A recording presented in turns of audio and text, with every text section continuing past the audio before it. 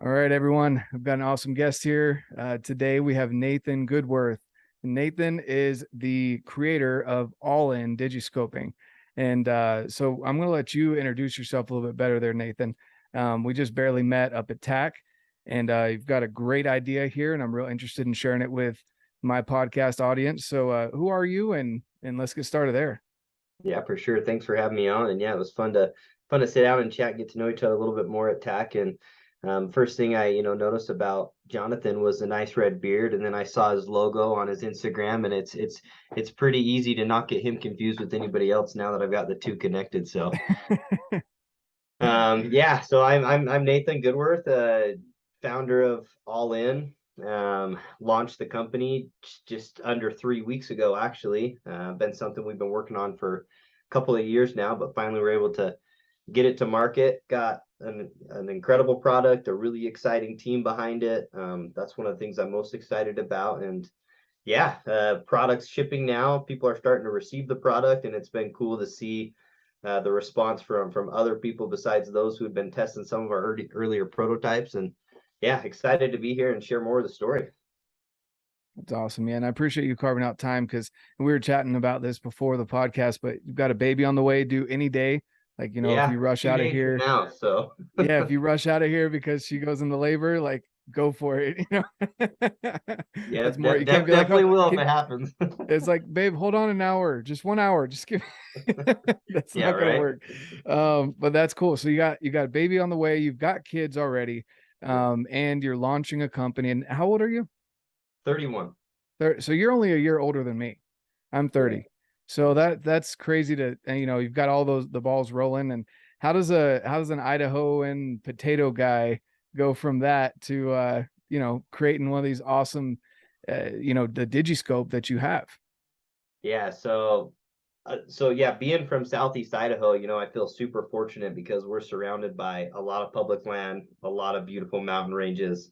And I just grew up just super passionate about the outdoors. My dad, he grew up in a family of 10 siblings, so 8 brothers and 2 sisters. And they literally used to hunt to just, they'd hunt to eat. That's what they survived off of for the year. They go out and hunt mule deer and fill their tags, and they eat off that food that was in the freezer for the rest of the year. And I was fortunate that out of all the 10 siblings, my dad was one of the only ones that actually like really enjoyed doing it and didn't see it just as like a job. And so he got me involved in the outdoors at a super young age, and fell in love with the outdoors. And the way this whole idea came about was because I drew out on a once in a lifetime bighorn sheep hunt here in Idaho. And it was like the first time in my life I took digiscoping like super serious. Like before I'd use other adapters, I had done digiscoping just kind of as like, I'd occasionally throw it in my pack. It was fun to go back and watch videos and pictures, but it wasn't something I felt like I was utilizing the way it needed to be utilized. And so, anyways, I was on this once in a lifetime bighorn sheep hunt and hunting deer and elk my whole life. Like I've learned to be able to judge, different sizes in an elk and a deer, but bighorn sheep, it was a completely new experience. And so I knew I had to capture as much content as I possibly could, whether it was pictures or videos. And there was one particular trip I was with my dad and a couple of brothers, and we were 10,000 feet in elevation, and clear back in there, a lot of miles. The Lost River Mountain Range is the area we were hiking, and glassed up a really big ram. And right after we glassed it up, I pulled my spotting scope out and was fumbling around with a different digiscoping adapter that I had. And by the time I finally got the thing connected, like the ram like walked behind the trees out of sight and just didn't have that footage that I needed to be able to compare it with others. And he was a big ram. And so anyways, that's where the frustration started. And I have a business background. I've always been passionate about little side hustles. And so a couple of months after that, I, drew up this idea of a magnetic digiscoping adapter. And, after I drew that concept up, I felt like I needed to do something about it. And so one day at a time, went through a lot of prototypes, a lot of work, but finally developed something that I was super excited with and put a team behind it. And now here we are. Yeah, that's awesome. That is it seems like some of the best ideas out there come out of frustration, finding, and then the people that actually go out and make a change rather than sitting back. And you could have just folded your arms and be like, man, that sucks. It could have, because you still tagged out, right? But it wasn't on that same ram. Yep, got a good ram. Here, I'll even show it to the listeners so they can see a peek There of you it. go. It's my buddy sitting in the office. So yeah, You he's were actually a really good ram. My goal is to get a 170 plus ram, and I think this one went like 173. okay. But the one that I had glassed up, he was pushing 180. Like Ooh, he was a solid ram. But didn't get that good content of him, so yeah. who knows? Maybe I'm lying. Maybe he was only 160. We Yeah, looked at over 100. We looked at a lot of sheep over the course of that year between scouting and hunting, and he mhm, was big. He was bigger in this one for sure. But yeah. I'm obviously super happy with what I got, so can't Yeah, complain he's giving about you the that. side eye right now, like, hey man, come on. Okay. Yeah, right. And not many people even get to hunt hunt bighorn sheep, so I shouldn't be Exactly. complaining at all. Yeah, I've found some deadheads and things like that throughout the years of hiking and in the south, southern portion of Utah. And they're big. It's cool to see. Maybe one day I'll get out and hunt that. I want to get my fill of elk and deer right now. But that sounds like an awesome hunt, especially because you grew up in the outdoors out here west. Um, so going back to the whole idea of you found a problem, you had a frustration, and you didn't just let it go. You didn't just want to sit back and complain about it. You didn't want to become the old man that just complains about his back but never does anything. You actually went out and you were like, okay, I'm going to draw this up. But tell the story a little bit more. I've heard you on another podcast when this originally launched. That podcast came out as well. But tell the story a little bit more in depth. Pretend Eric is here, kind of prodding you to tell the whole story.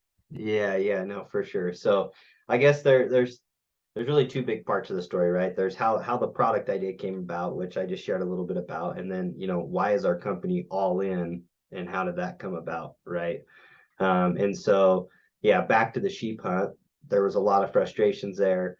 That frustration was fresh in my mind, and this always sounds super weird when I share this, but like it was like a couple of months later, I literally had a dream that I was like working on some product, and I woke up the next morning and I couldn't remember the details, but my mind was just like innovation mode.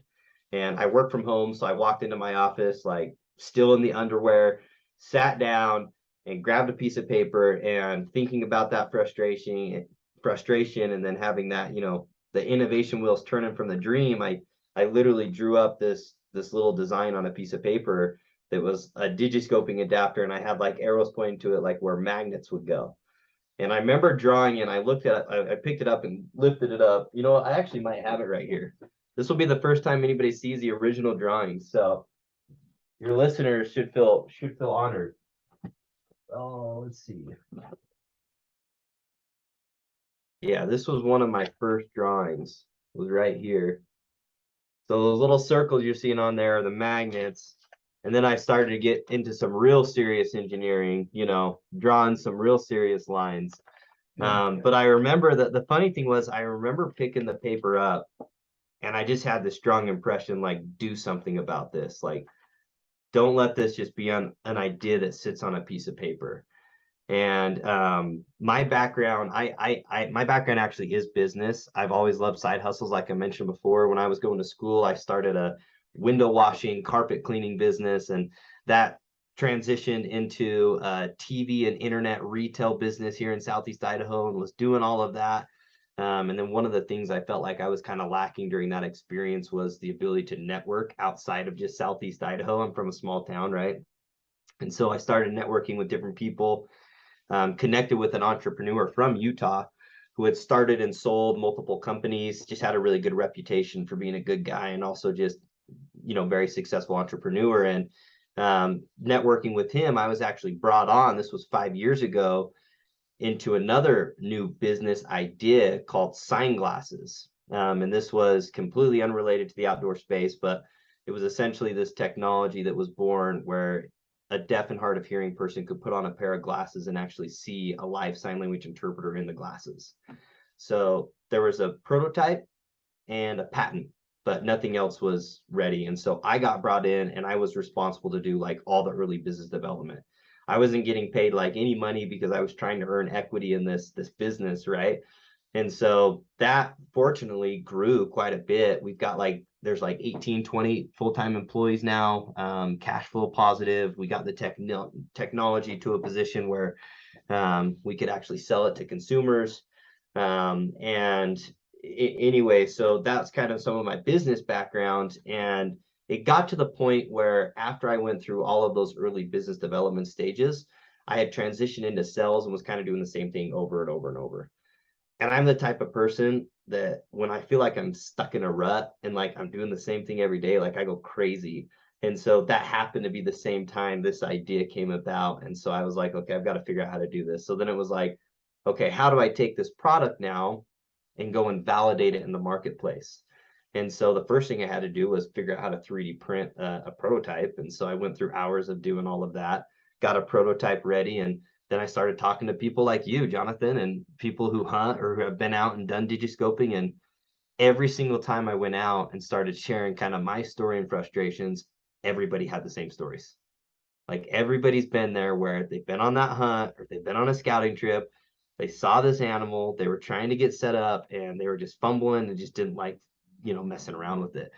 And so the more I started validating the product, the more I started taking things pretty serious. And so I'm still working a 9 to 5 job during this whole time, bootstrapping everything. So all the 3D printing, all the hours in the evenings, burning the midnight oil on the weekends, like that's just all on top of my other job.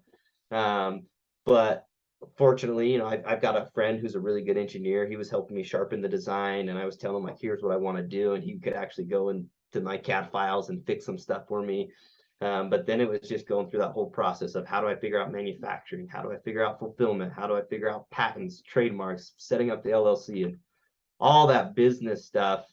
And as I was going through that process, I came to another spot where I was like, okay, I feel like we validated the product. I know people are going to buy it, but what else do we want to accomplish with this business, right? Like what other long-term goals and visions do I have? And I'm just that type of person, just learning more about you, very similar mindset where driven more by purpose and vision rather than just like, you know, temporary, you know, rewards, whether that's Yeah, money or just selling whatever. something.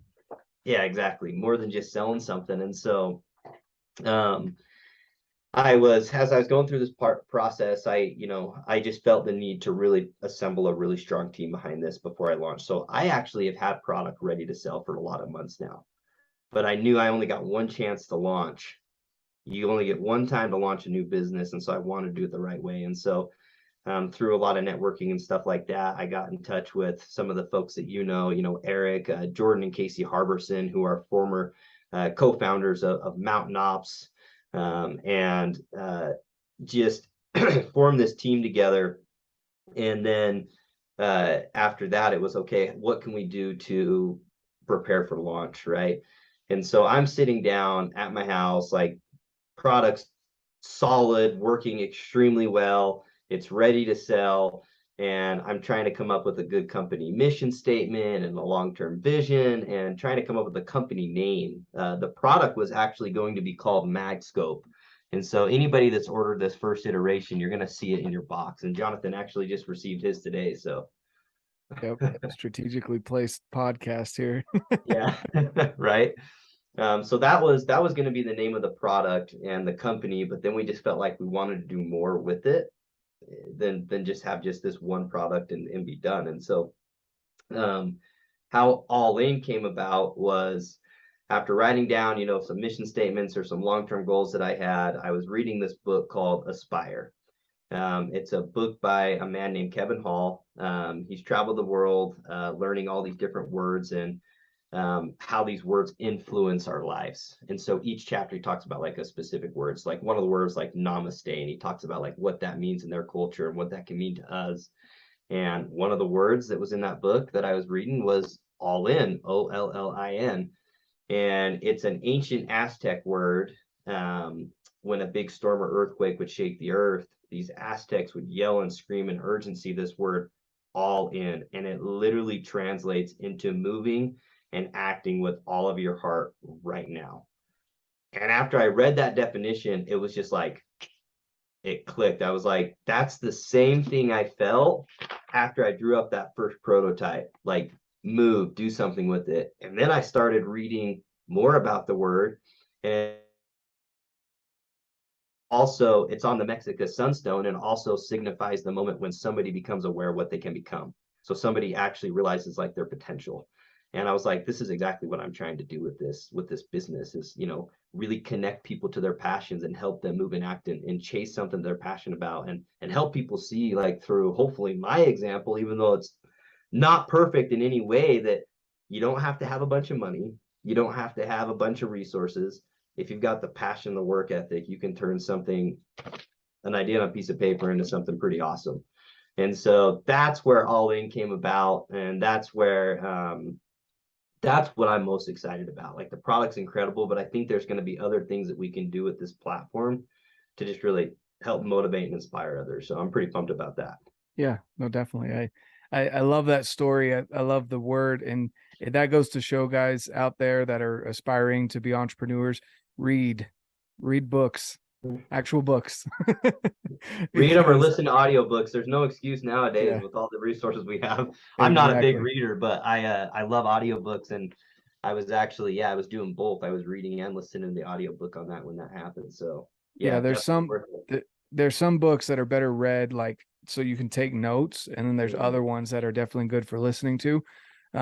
Like just a prime example, recently hearing Endure by Cameron Haynes.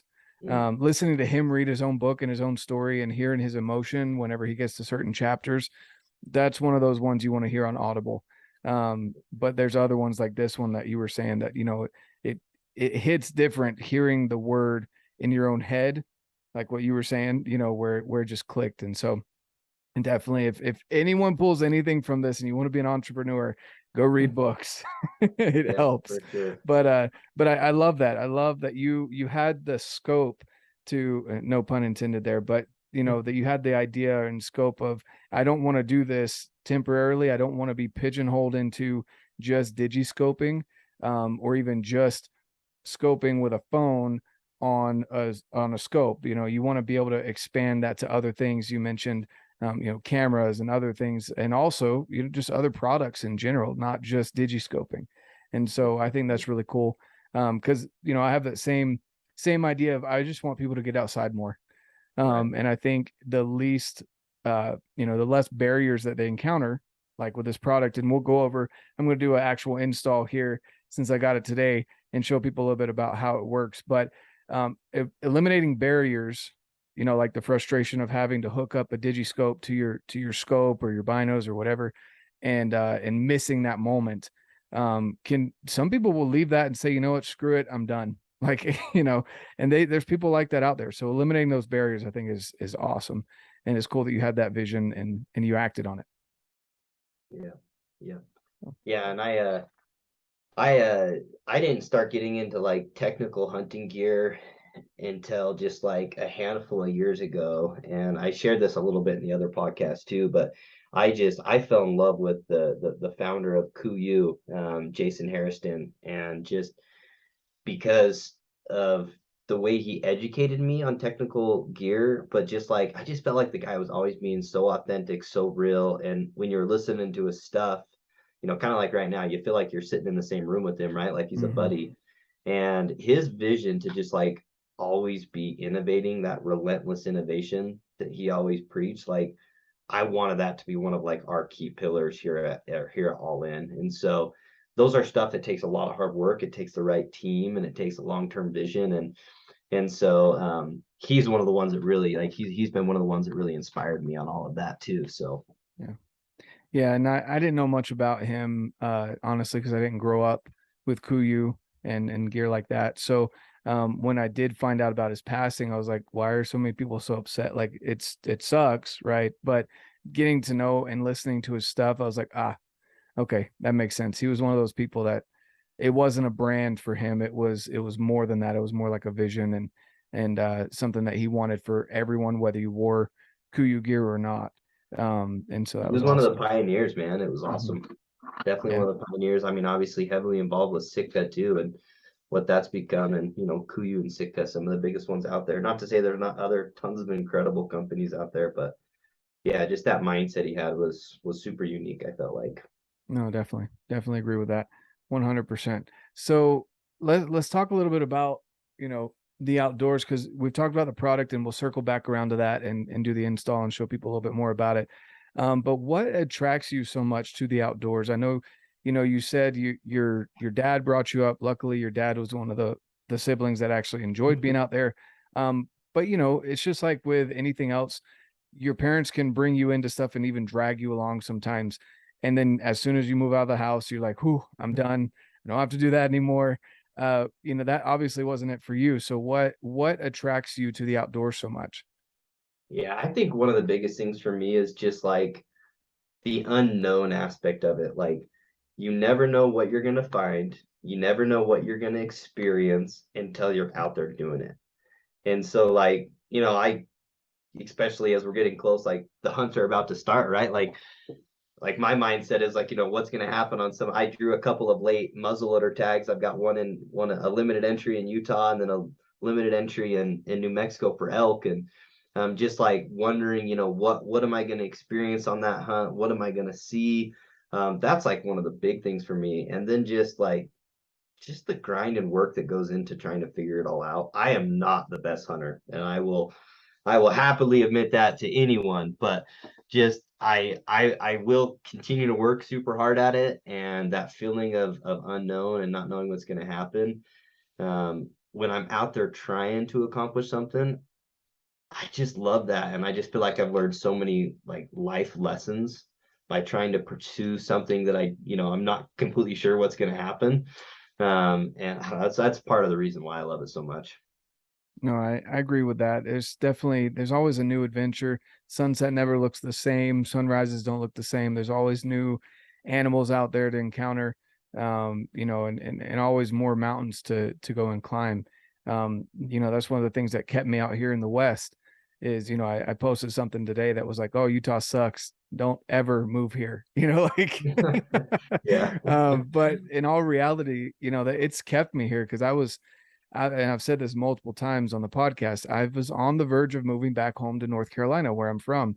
I don't have really any family out here except for my mom and my stepdad. And other than that, I don't have family out here. So I came out here to go to college and then fell in love with the outdoors after my mission, That's my awesome. LDS mission that I served down in Mexico. And it's a whole different world. And and I've brought Brent up quite a few times in the podcast as well. If I had never met him, I'd be in North Carolina. I'd probably be in physical therapy school right now in North Carolina and not as active and definitely not a hunter like I am now. So, it's crazy how the allure of the outdoors, especially out west, is just something about it that you can even go down the same draw 2 days in a row and you'll see different or Yeah. sometimes you won't see anything. you know? Uh-huh. Right. Yeah. Yeah, and I think you brought up another really important aspect to me that I love about it is it's the camaraderie and the relationships that you build. Like, there's a lot of people that can go spend 5 days all by themselves hunting. Not my style. And it's not because I'm scared, it's not because I'm nervous to be out there, but it's fun to experience those experiences with somebody else. And so that's another big part for me. Like, the relationship I have with my dad, a lot of it I owe because of, the outdoors and the hunts and the things we did together. He's an accountant, he's a CPA, so he has a lot of, he's super busy and has his busy season, a lot of hours, but I always knew I could rely on fall time to go and spend that one-on-one time with my dad or with my brother coming out with us, and you kind of have those experiences together. And so that's another big part for me why I love it. That's funny because my best friend, he's a CPA as well. Oh, really? What is it with CPAs and Yeah, it's in funny. the So my outdoors? dad, my dad's a CPA, my brother's an accountant as well, and it's the one class in college that I had to retake. Everything else I was getting straight A's, and it's Yeah. just like, okay, well, obviously, like that must have skipped me genetic wise, so I couldn't be, I couldn't be an accountant. Yeah, my wife's the accountant in the family. I'm the spender, I'm the ideas guy, and she's the accountant behind the scenes. And yeah, it just flies over my head. That's But awesome. that's cool, man.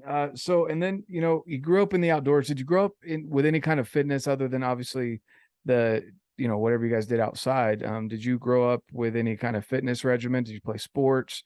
Um, Yeah, I played sports. I played basketball for a lot of years. I played football for a lot of years, and then I snowboarding. I love snowboarding. And then anything outdoors like canoeing, whitewater rafting, fishing, hiking, backpacking.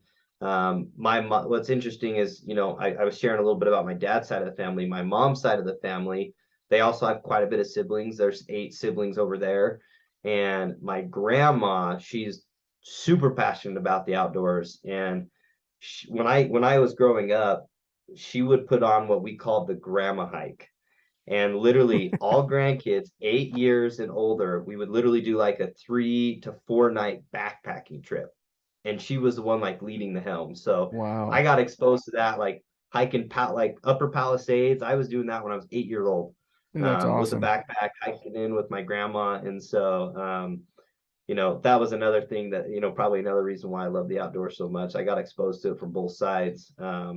But yeah, honestly, just like a lot of different sports, I wasn't great at any of them, but I could play all of them, and I liked them. So that Yeah. was kind of what I did for fitness. I wasn't a gym junkie. I just tried to stay active doing all that kind of stuff.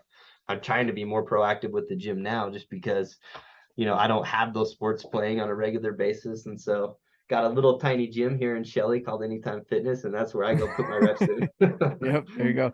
Yeah, it's funny because all those things, if I could line up my life the way that I would want to, if money wasn't a factor, it would be fitness based on outdoors activity, but it just takes a lot of time, right? Right.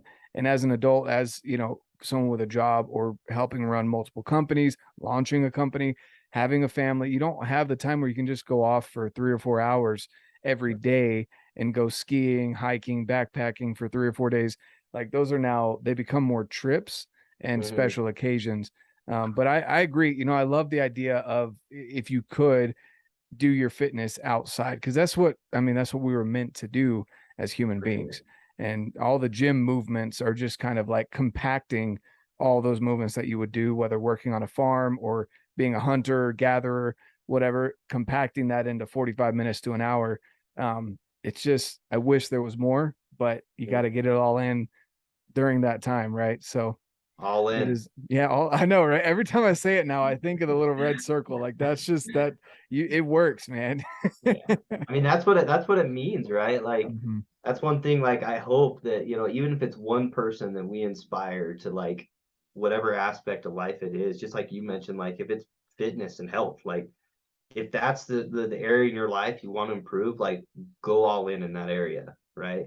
And move and act, Mhm. with all your heart, right? And do it in that area. And so that's like, I mean, that's what that's what we're about over here, going Yeah. all in. Yeah, no, I love it because that's, again, going back to what I was mentioning earlier, I want people to like, some people are like, well, what gym should I join? Or, they'll reach out to me, hey, what fitness regimen do you follow? And I'm like, honestly, like I love people coming and working out with me, but they probably are a little confused because I don't have a book written down. Like I go in and I've been doing it since before high school, so I know what my body, like what I need to do. Right. But for some people, it's just going out and going for a 45-minute walk. Some people like a lot of people overlook the idea of just getting outside and walking, turning off the phone for 30 to 45 minutes, or even putting in maybe a nice podcast like this one, or or whatever. I So haven't just ruined the calming, podcast yet. Is that what you're saying? I haven't ruined it yet. right? It's still a nice podcast. Yeah. But like turning it on and going for a walk, soaking up the rays, not being on social media. If you have kids, playing with your kids at the park, not being the parent that sits on the bench and reads through Instagram or scrolls through Instagram while your kids are playing and screaming for you to come push them on the swing. You know, and it's super simple. It doesn't have to be go join a CrossFit gym and become the next CrossFit champion. Doesn't have to become the next snowboarding champion, but go out and do something that is simple, that you can do on a daily basis to just get yourself more active. And that's all I want for people. Yeah. um And surrounding yourself with people that have that mentality, it's going to do nothing but help you, right? Like if you have a hard time getting off your phone, well, try to follow, the right platforms that are going to inspire you to get up and do some of Mm-hmm. those things, right? Like find the right podcast, find the right, there's lots of people on there that are always, pushing health and fitness and different things like that. Like find the ones, and I follow some entrepreneur pages and they'll just put like quotes and stuff out there. And, sometimes it's like, that's all I need to be like, get off my phone, let's get back to work, Mm-hmm. right? And so um that's like one of the pros about social media too, is you can surround yourself with people with similar mindsets or companies with similar mindsets, and it can help you accomplish some of those goals. So it's pretty sweet. No, yeah, definitely for sure. And on top of that, so I talk about four main things, faith, family, fitness, and the outdoors, right? So we brought up, your family, and I want to say we talked about it. Maybe we talked about this before the podcast, but you mentioned how your wife was able to hold down the fort with three kids, being 39 weeks pregnant, while you're going out and doing this launch, right? Mhm. That's something as well. That's, obviously there's a bond there between you and her to where she's willing to support you in this endeavor. She sees that light in your eyes. She sees you getting up in your underwear and doing drawings and how passionate you are. And then she wants to do that. I can guarantee you that wasn't easy. I get frustrated with my kids at home sometimes. I'm just in here working. They forget I'm working because they see my computer screens up and they see me on my phone and they think I'm just playing on my phone. Right. But I have to remind them, hey guys, like I know it's your summer break, but I'm working. You get my lunch break. I know Other exactly than how that is. yeah, exactly. They're like, but dad this and dad that. I'm like, look, unless you're bleeding or you're hurt or like when you go to the hospital, you guys will survive. We've got so many toys, you don't even know what to do with them. But so the family aspect of it, how, you know, again, bringing up your wife being super supportive, how has your family fed into this even more than what we've already talked about? Maybe something else that has come up for you, that brings the family into this idea of all in. Yeah, I wish I could just pull her in and have her talk on that part of it. But yeah, so obviously what's super funny is, I guess not funny, but 5 years ago I said I joined that other startup. And at that time, I had actually a really good job offer that was going to be, working for a corporate business, really good salary, great benefits, Southeast Idaho, where we're from. And that offer was like sitting on the table, right when I was trying to make that decision to go join that startup. And if it wasn't for my wife saying like whatever, her trusting me and us making the decision together, like I probably would have just taken that job and I probably wouldn't be here today, to be honest, where I am now. And so I took the leap with her 5 years ago, where we kind of left that security, went to the foreign lands of Utah, and lived there for 3 years trying to build that business. We finally got to a position where the business is doing great financially. We started to pay ourselves a better salary. We were just about to get health insurance through the company, and then, hey babe, by the way, I have this other idea and I want to start pursuing it full time now. Remember we did 5 years ago? Like, let's do it again. And it wasn't even like a little hesitation. She was just like, I'm all in. No, she's like, she's That's like, awesome. she's like, I'll do it. Like, let's do it again. And part of it, obviously, we love each other quite a bit, but a big part of it is, we are Christians. We're very faith driven. We believe in God, and we've had that bond together, and we just believe in, if we're doing the necessary things now, good things are going to come down the road. There's going to be bumps, there's going to be obstacles, but that belief that we have together in each other and in God, like that's played a big aspect to where we've gotten today. So Yeah. And I love how you tied that in, and I say to people all the time, it doesn't have to be that you're Christian when I say faith. But I relate with that, obviously being LDS. Um, it's a big deal, to believe in God, to know that you had that faith, one first, that you had that dream, right? You might call it a vision, dream, whatever people may call it. But you acted on it. Like you could have you could have been like, I was just playing with Legos. Like, I was just whatever, I was just kind of wanting to do something. It's me getting antsy and wanting to do something new. Instead, you went and actually put it on paper and you went and acted on it. Again, going back to all in, the meaning of it, you moved, you acted on what you saw in that vision or that dream for this company, this product that you were going to produce. And you know, the fact that you had built up, and this is key for a lot of guys out there, and it's something that I'm definitely working on, but it's become easier for my wife to support me in this endeavor with the podcast and all the adventures and places that I go just at this point in the brand, because she sees how, one, how passionate I am, but two, that there's actual productivity behind it.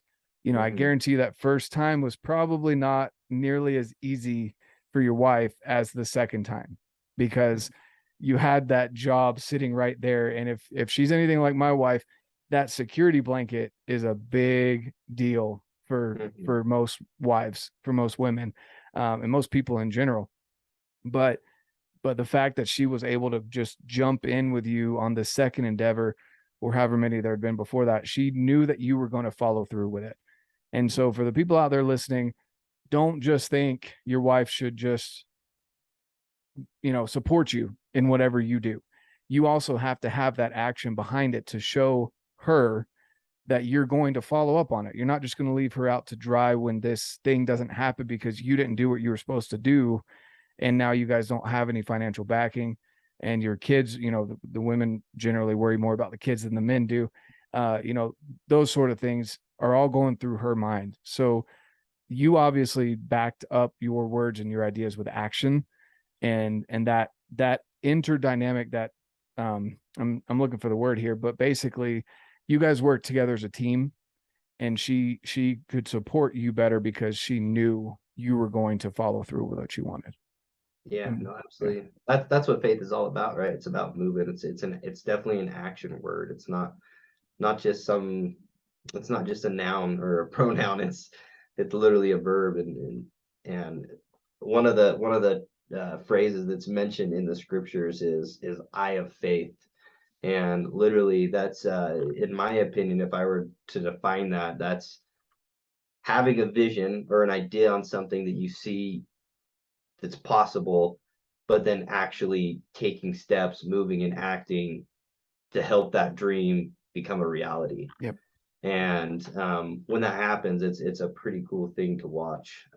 And yeah, my wife reminds me every day too, like, hey, remember this, this idea of yours, it came from above, it wasn't yours. And she's so good. She's very, yeah, very, very faith driven, and I'm super grateful for that. And so yeah, the moms, man, just, I don't want to say it's the most underrated, but it's the most, like, what's the word? Not Forgotten. mentioned, like, I mean, it's yeah, forgotten. like forgotten job force in the world. And in my opinion, it's the hardest and most important job force out there.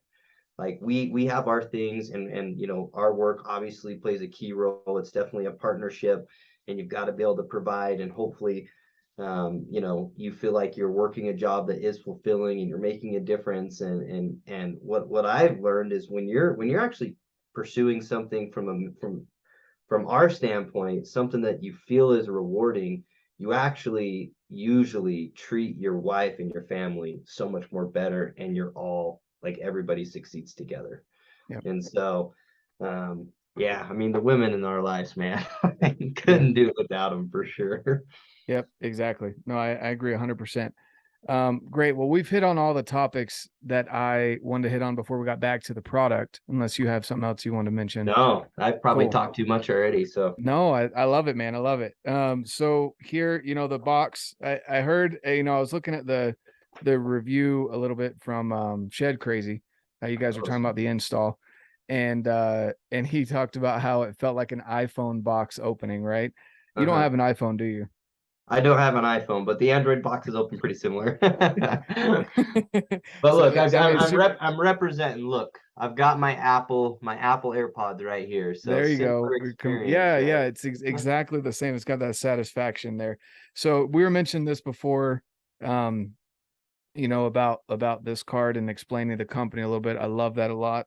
I went through and read that. And then, here in the box, you get your cover, and then this piece is what goes on the scope, right? Correct Yes, me on any of this stuff if I mess up here, but the this piece here is just pressure fit, right?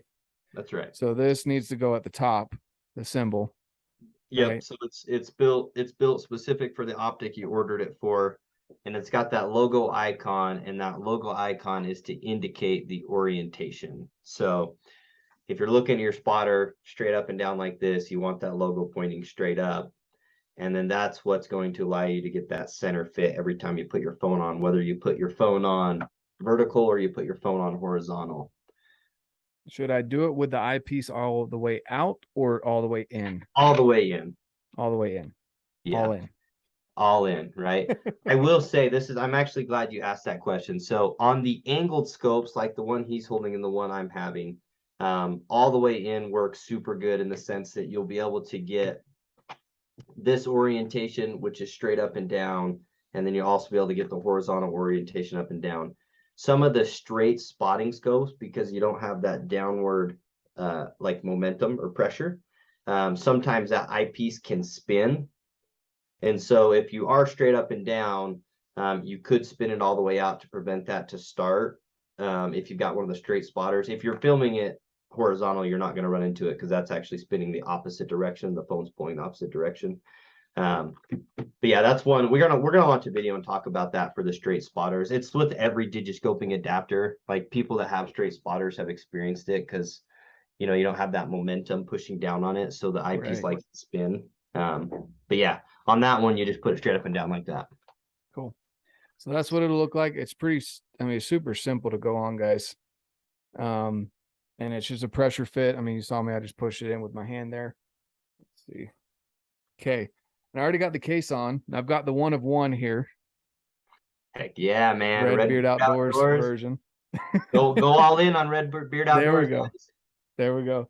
So I mean, it's super simple, guys. Like it really does just snap on like that. Right? That's simple. And then if you pull it that way, yep. So you'll probably want to put it the other direction if you're filming that way, right? There you go. Because then it's gonna spin. There you go. Then it's gonna keep that tight. There we go. So yeah, it'll just so if this is your spotting scope, boom, without twisting, undoing your adapter, anything at all, you get center fit both directions. And that's one of the things I love about it, because sometimes you're moving so quick that you're in your mind, you're actually not thinking which orientation do I need to put this on. And the nice thing is the way we designed it is you're going to get a center fit either direction. Yeah, if you can see that. So on the iPhones, and I've noticed this with other ones, other digiscopers out there, is that you will get it lined up, but the iPhone likes to auto adjust. And so you'll get the one camera lined up and then it'll pop to one of the other 3 cameras. And so you'll be looking like the one camera is lined up with the scope, but the other camera's lined up with the grass behind the scope. And so you're looking at the grass now. Like, and there's no, unfortunately, maybe iPhone will come out with this, but you can't just like click between which camera you're wanting to use. And so, I mean, the case, guys, is super slim, super slim. I mean, this is my normal phone case with a little magnetic thing on the back for iPhones. But I mean, you see how slim that is. And I think this one's even thinner than my own case, to be honest with you. But anyway, it's super slim, guys. And there's only just that little bit right there that sticks out right there. It's yeah, not anything at all. Yeah, we tried to make all those edges super rounded. And I think the important thing to point out about that is going back to the key pain point we were trying to solve with our adapters. And it's when you're out there, whether you're bird watching, you're scouting for big game animals, or you're hunting, you see wildlife that's moving, you want to be able to record as quickly as possible. And that challenge that you brought up, that sometimes with other adapters it was focusing on different things, part of that was because you weren't getting that center alignment right away. Mm-hmm. And so I think you're going to run into that a lot less with this, because when your phone instantly smacks on there, the camera that's going to be focusing is that one that it's centered around on your adapter. So that should help solve a lot of those problems. And literally within a second, you can be recording. Yeah, and it's got a good texture here on the side, guys. I mean, I know some people worried about that. I don't like too slick on the side because my phone will fly out on my hands. So it's got good texture on the side. Again, it's super thin. Fits with glass. I think I've got a little glass thing around it, so it fits great with the glass protector.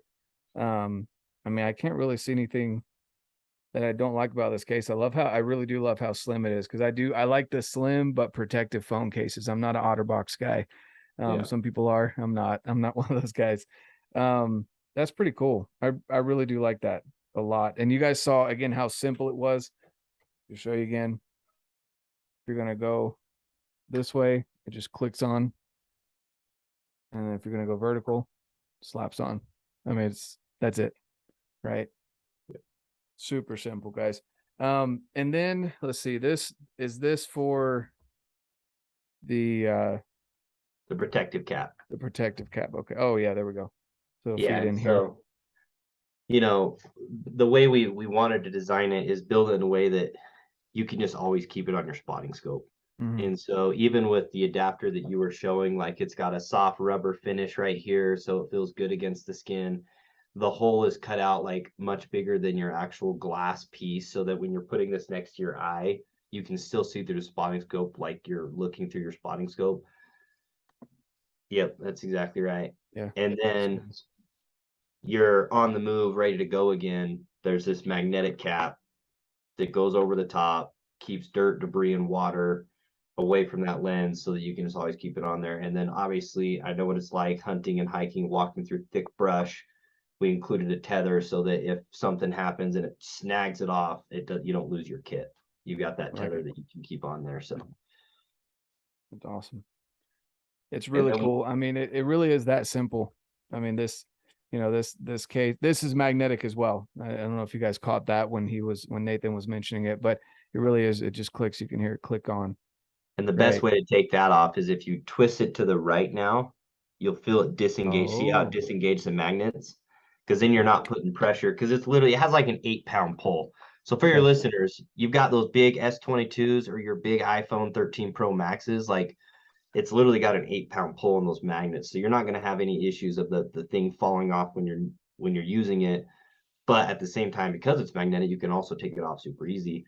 And so, yeah, to disengage the magnets, you disengage them, you can twist it to the right and you'll feel it disengage, and then it comes right off. When you try to pull it straight, like you can feel that force. Like if you didn't have Phorm supplements, you couldn't get that thing off. You know what I mean? It's that protein. No, but yeah, you're right. I mean, it is pretty. I mean, that I'm putting some good pressure on that, guys, for that to come off. So twisting it definitely comes off a lot easier. Yeah. It can hang there. And there's no threads or anything, so don't get confused when we say twisting that they're like threading or unthreading anything. It's just simply just to disengage those magnets. Smooth. So, yep. And then I can try and put it on this way, and it'll go either horizontal or straight, but that's it. Like it'll push. It's pushing against me right now if I don't have it lined up. So that's awesome. And one last little feature that not a lot of people know about that we add on here too. So if for some reason, so we've got magnets in here that help with the orientation. Then on top of the magnets, we added this small alignment ring. So you can see right here, this embossed ring that goes around there. There's a debossed ring that goes on your optic. And between the magnets and those rings, that's what helps you guarantee that center fit. So even if like Jonathan were trying to put it on like crooked, it's going to pull it center. So if you ever drop your phone, I'm going to try and put it on crooked here. It's not connecting. It's doing that thing where magnets like push off each other until it's good. Boom. Yeah, there you go. See how it just pulls it into center? And then to get it off, you can just twist it. And so if you ever drop, man, my lighting's bad, but if you ever drop the foam piece, in the dirt and mud, and you get anything in that alignment ring, on the cap, right where you hook the tether on, there's actually a little knob. And that knob is actually built and designed to fit perfectly in that alignment ring.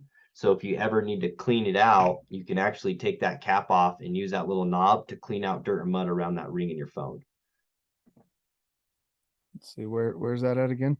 Right there in the bottom of right here in the bottom of sorry, I'm not right here you see a little circle. Can you feel how there's like a little bump on that? Oh yeah. Yeah, kind of hard to see in the camera, but there's a little bump right there, and that's actually designed to fit perfectly inside of that ring. So if you ever need to clean it out, you have something when you're out there. Huh. Yeah, see, some people, and I would have thought that's just one of those where the plastic comes together. So that's no, it was purposely designed for that. course. Believe it or not, I got my phone muddy when I was doing some earlier prototypes, and I was like, That's man, I need something awesome. to clean it with. So I don't think yeah, I've heard you mention that on any other podcasts I've heard. So that's cool. yeah, we only mentioned that to the RedBeard Outdoors, like only our The favorite ones that are podcast. really gonna beat their crap up. That's right. That's awesome. Cool. Is there anything that I haven't brought up about it before I get into some questions that I've had some people ask me that wanted to know from you? Do you have any other? No, Okay, cool. I don't think so. I think you covered it super good. So and then this after the first 3,500, this is going to be a different. It's going to be the It'll be branded all in. Yeah. cool. So when you Sweet. guys receive the package now, like the product's still gonna work exactly the same.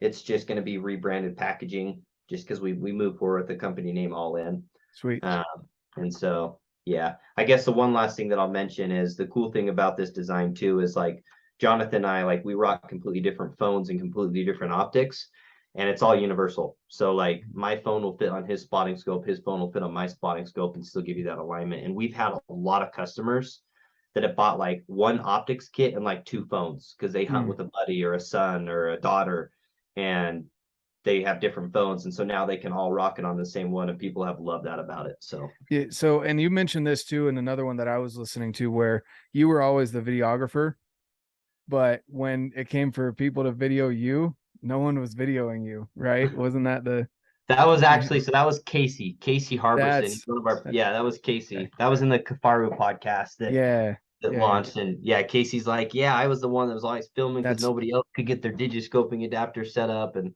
that's me. Like I go back through the pictures and videos from TAC. I'm like, all right, so I've got him, her, him. Where's my stuff?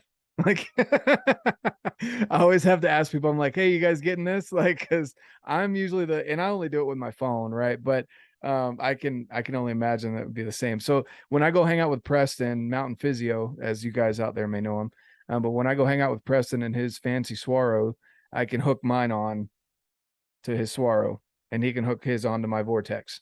yep, that's exactly right. That's Yep. awesome. So the magnets are interchangeable. It's just the eyepieces because you want that compression fit. They're Yeah. specific to. Okay, that's cool. Yeah. Yeah. That's awesome. Oh, I love that. So I just have a couple quick questions here before we hop off, just from Okay. listeners, and then I had one or two as well. Yeah. First off, I want to know: are you planning on? Because there's people out there, like previous to this, where I didn't have a spotter because I always use my friend's spotter, Mhm. and now I've got my own spotting scope. Uh, that just have binos, or people that are more Eastern people. There's a lot of them that don't have spotters because you don't need it. You can only see so far through the woods. Are you guys Mhm. planning on coming out with a binocular hookup Yep. potentially? Yes. Yep. So we're going to be launching some binoculars, binocular adapters, and also several other spotting scopes. Pushing really hard to launch some kind of that November, December timeline before the Sweet. holidays. But yeah, all in the works. I've got prototypes literally all over my office for those other types of optics. And same thing, it's going to be compression fit. You're going to be able to connect it on there. If you want to take it off, it's as easy as just pulling it off. You don't have to unscrew anything. And so it'll be a very similar design. So you can have that universal aspect to it. But yeah, absolutely. More in the works. We bootstrapped a lot of this. So had to launch with a select few. And now thanks to Well, yeah. everybody that's buying it, we're going to be able to expand honestly faster than I anticipated too. So that's Oh, exciting. that's awesome. Yeah, and that's cool because again, that's kept a lot of people out of the digiscoping market is not having that bino. And I was there, when I didn't have my buddy, like when he was off with his phone and I just had the spotter, I'm sitting there like with my phone, like trying to, get it lined up right and getting the crappy footage, or he has to leave his phone with me, or I'm in my binos like trying to hold it in my shaky arm after holding it for a while and get my phone, trying to make the shakes line up. That's kind of where I've been. And so that's something that's super interesting to me is the binocular market. People that don't either want to invest in a spotter but still want to get digiscope because maybe they have the good binoculars and that's what they can afford is just one good set of binoculars. I think that'll open the market for a lot of people as well. So I think that's cool. That's awesome. Absolutely. um let's see here. So that's more for my review personal. So I had some people asking questions for like comparing different companies here. Let's see. Support. Oh, iPhone mini. You guys coming out with, you said other phones as well. Is the iPhone mini on the list? Yeah, it is on the list now. In full transparency, I did not realize how popular some of those minis were going to be. So Yeah, yeah, I actually, yeah, I got my manufacturers are shipping me some mini cases right now so we can get some stuff assembled. And then with this next batch of optics, I'm hoping to have, the 13 minis, the 12 minis, and then the 14 will probably be out by then too. So sweet. yeah, hoping to have those ready. Right now we have quite a bit of phones ready, like the newest iPhone 13s all the way down to the iPhone X or 10, Hmm. and then the newest Samsung S22s all the way down to the S10. We just didn't launch with the mini. Well, and that's cool too. Like, so just thinking about the idea of, there's been other digiscoping companies out there that you have to buy a new case with a new phone. You have to buy the whole setup for a new every time you get a new phone. And so that either keeps people from getting a new phone and the better quality camera every couple of years when they upgrade, or having to spend the extra money to get the whole setup. Whereas here, you just keep your good spotter, or in the future, your good set of binos, and you just upgrade the case. Just like you, I mean, you have to buy a Yeah, phone case that's all you anyway when need. you buy a new phone, right? So Yeah. you're just buying a phone case with the extra magnets and capability of, taking it out to the woods with you. So that's awesome. I think Oh that's yeah. an overlooked thing as well.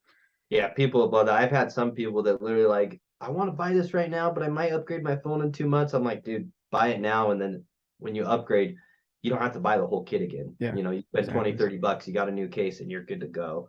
And that was one of the things that I was also trying to accomplish with this. And that's why, like, some of the listeners are probably asking, why it's priced, at a premium price. And number one, we're trying to position ourselves as a premium product in the space with Yeah. the whole experience from the unboxing, just like Jonathan showed, to the packaging, to the experience when you're actually using it. And over the long run, it's actually not super far off from other competitors when you take that into consideration, where when you upgrade your phone, you don't have to buy the whole kit again. Right. And so over a span of 2 to 3 years, however often you upgrade your phones, you're sitting almost the same price point, a little bit more, but almost the same price point as if you were buying that one over and over again. And for the cases themselves, about how much does this just the case run approximately? Yeah, so we've got them retail at $39.99, but Oh, we that's not have bad at all. codes. Yeah, we've got codes that are 10% off, and so people, like I said, right around $30. Cool. That's awesome. Yeah, and guys, like, this isn't just a cheapo like silicone case either. I don't think I showed that, but there's texture to it, almost like wood. It's almost like a black wood, but I mean it's obviously not wood, right? It And then is it's wood got that. actually. Oh, it is wood. Oh, Yeah, it's yeah, there's plastic and wood. So sweet. it's got plastic and wood on top. We kind of wanted to give that like outdoor feel to it. So it's Yeah, got that wood. I like it. So it's like a kind of a cool looking black wood. Yeah, well, that's sweet. And then, like I said, the grippy texture on the outside and just how thin it is. That's awesome. And then I had one guy ask, most of these questions that I got were to do a review comparison. But Cool. this one here, tips and tricks for the first time digiscoper. Um, I'm just gonna say it here, just get the all in because it's so easy. Like there's no tips and tricks. You just push it on and then you just magnetize it. That's it. That's all you gotta do.